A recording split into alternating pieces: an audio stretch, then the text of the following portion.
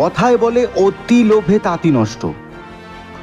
সাধু সেজে সোনা ডবল করার নামে একাধিক বাড়ি থেকে সোনার গয়না নিয়ে চম্পট। 24 ঘন্টার মধ্যেই 4 দুষ্কৃতীকে গ্রেপ্তার করলো হাওড়া থানার পুলিশ।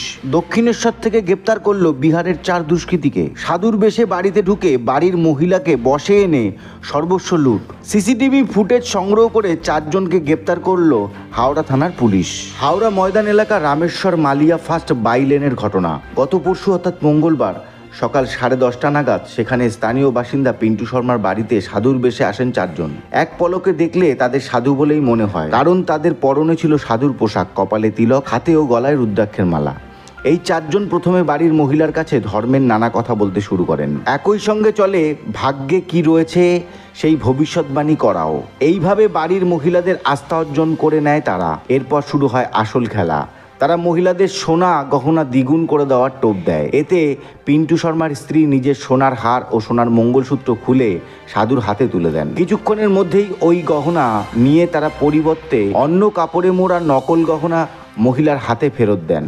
যাওয়ার আগে বাড়ির পূর্ব কোণে ওই পোটলা রেখে সাধুরা নির্দেশ দেয় সন্ধ্যের আগে তা যেন না খোলে। কাপড়ের পোটলা খুলে দেখা যায় তাদের সোনার গহনা উধাও। মাথায় আকাশ ভেঙে পড়ে পরিবারের সদস্যদের। এই ঘটনায় হাওড়া থানায় লিখিতভাবে অভিযোগ দায়ের করে পিন্টু শর্মা। তদন্ত নেমে হাওড়া থানার পুলিশ এলাকায় সিসিটিভি ফুটেজ পরীক্ষা করতে শুরু করে। হাওড়া ময়দানের বঙ্গবাসী মোড় থেকে ওই সাধুদের দলকে বাসে উঠতে দেখা যায়। ওই সিসিটিভি ফুটেজের সূত্র ধরে পুলিশ খবর পায় দক্ষিণেশ্বর এলাকায় বেশ কিছুদিন ধরে বানজারাদের একটি দল থাকছে। তারা সাধু বেশে বিভিন্ন জায়গায় অপারেশন চালাচ্ছে। গত পরশু রাতে হাওড়া থানার একটি তদন্তকারী দল বানজারাদের গোপন ঘাঁটিতে পৌঁছে যায়। সেখান থেকেই 4 জনের হাতে নাতে পাকড়াও হয়। তাদের কাছ থেকে উদ্ধার হয় খোয়া যাওয়া সোনার গয়না। সাধুদের পান্ডা হাদিস লাঠোর আর বাকি 3 জন হলেন মনোজ লাঠোর, ছোট্টু লাঠোর এবং নেতা লাঠোর। এদের সকলেরই বাড়ি বিহারের গয়া জেলায়।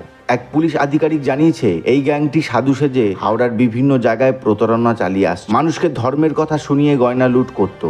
চক্রের সঙ্গে আর কে বা কারা রয়েছে তা তদন্ত করে দেখছে পুলিশ। এই খবর অন।